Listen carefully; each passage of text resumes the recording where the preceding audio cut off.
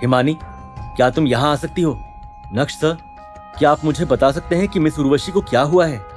बिल्कुल, लेकिन उसके लिए मुझे उर्वशी की बॉडी की एग्जामिनेशन करनी होगी। लेकिन एक बात मैं यकीन के साथ कह सकता हूँ कि ये प्रेग्नेंट नहीं है। ये बोलने के बाद नक्श ने इरफान भाई की ओर देखते हुए कहा, आप पता लगाइए कि उर्वशी ने यहाँ आने के बाद क्या खाया पिया। मिस हिमानी, मैं एक सीनियर डॉक्टर हूँ। मुझे लगता है कि हमें देरी नहीं करनी चाहिए। समय निकला जा रहा है और उर्वशी की हालत और खराब होती जा रही है। हमें अभी के अभी हॉस्पिटल के लिए निकलना चाहिए।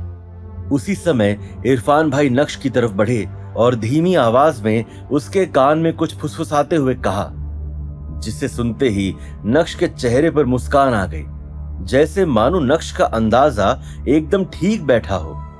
लेकिन तभी अचानक से बैंक्वेट हॉल में कुछ लोगों ने एंट्री ली। हटो, हटो मेरे रास्ते से, ये सब चल क्या रहा है?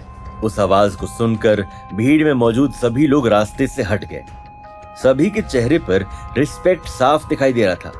मेरी बहन, ये तुम लोग उसके साथ ये सब क्या कर रहे हो? मिस्टर कपिल, आप नाराज मत होइए, मैं आपको एक्सप्लेन करती हूँ। मिस हिमानी, मुझे कुछ भी समझाने की जरूरत नहीं है। मुझे कुछ नहीं सुनना है। मेरी बहन को हुआ क्या है और आपने मेरी बहन को हॉस्पिटल क्यों नहीं भेजा?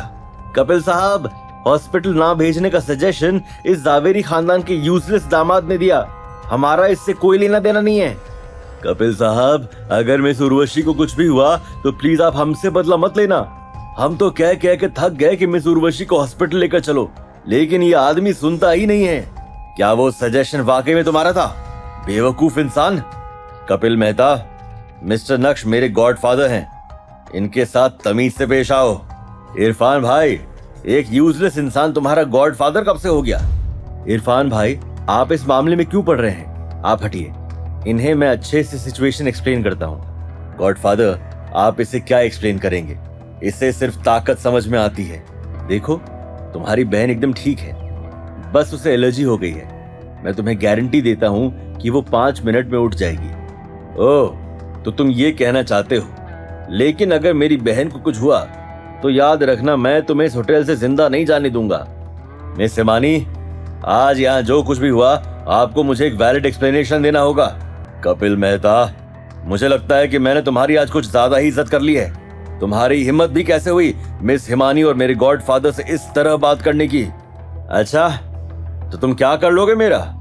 भूलो मत कि मैं एक पॉलिटिशियन हूँ और मेरी वजह से ही तुम जैसे गुंडे आज इतने पावरफुल हुए हैं। इरफान भाई और कपिल का कॉन्वर्सेशन अब विकराल रूप ले चुका था और उन दोनों के बीच फाइट शुरू होने ही वाली थी कि तभी अचानक से उर्वशी ने खांसते हुए अपनी आंखें खोली।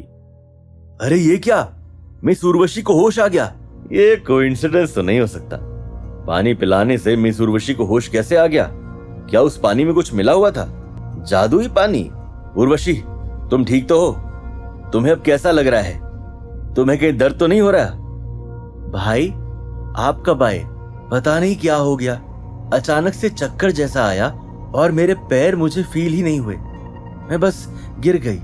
सभी का ध्यान नक्श की तरफ गया क्योंकि नक्श ने 5 मिनट में उर्वशी को होश में आ जाने की बात कही थी और वो अंत में सच साबित हुई। सभी नक्श से एक्सप्लेनेशन सुनना चाहते थे। मिस उर्वशी को कुछ नहीं हुआ था, बस उन्होंने फ्राइड मशरूम विद प्रॉन्स खाए थे।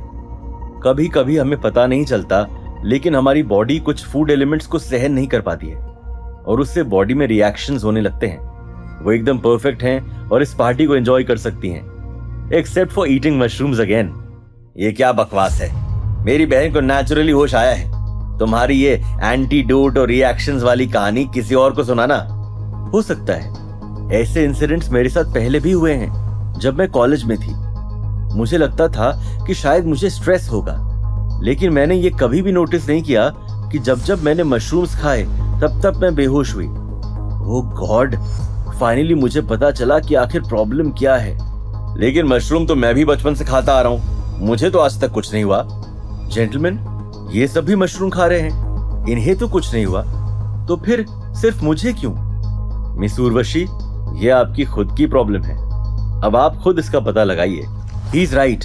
जरूरी नहीं है कि अगर एक इंसान को किसी एक पर्टिकुलर चीज से एलर्जी हो तो वो सभी को होगी। मुझे भी ऐसा लगता है कि उर्वशी को मशरूम से ही एलर्जी है। कुछ इफेक्ट सीरियस नहीं होते और समय के साथ वीक हो जाते हैं। लेकिन कुछ केसेस में वो एक्सट्रीमली सीरियस होते हैं और मिस उर्वशी का केस सीरियस है। कपिल को भी अब सब कुछ समझ में आ गया था, लेकिन अपने स्टेटस को देखते हुए वो सभी के सामने नक्श से माफी मांगने वालों में से नहीं था। अपने आदमी से कहकर उसने हिमानी के लिए लाया तोहफा रखवाया और अपनी बहन को लेकर होटल प्राइम स्टार से निकल गया। नक्श सर, आज तो आपने कमाल कर दिया। मुझे पता ही नहीं था कि आपको मेडिकल नॉलेज भी है। अरे नहीं, मैं इतना भी कोई परफेक्ट नहीं हूँ। वो तो बस जमाने के साथ साथ बहुत कुछ देखा और सीख गया। अरे तुम यहाँ खड़े खड़े क्या कर रही हो? जाओ और दूसरे गेस्ट से भी मिलो। तुम आज रात की स्टार हो। ठीक है नक्श सर, सेकेंड फ्लोर पर मैंने एक प्राइवेट रूम तैयार करवाया है। कार्तिक अभी थोड़ी देर में आता ही होगा। क्यों ना आप उस कमरे में जाएं और थोड़ा रिलैक्स करें।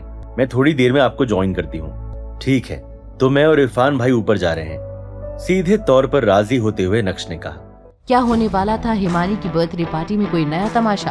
क्या अपने इन्हीं शानदार अंदाज से नक्श कभी जीत पाएगा अपनी सासू मां चित्रा का दिल, या फिर तकदीर ले लेगी कोई नया मोड़? ये जानने के लिए देखिए अगला एपिसोड सिर्फ पॉकेट एफएम के YouTube चैनल पर, और इंस्टा एम्पायर के सारे एपिसोड्स को सुनने के लिए डिस्क्रिप्शन में दी गई लिंक से डाउनलोड कीजिए पॉकेट एफएम ऐप।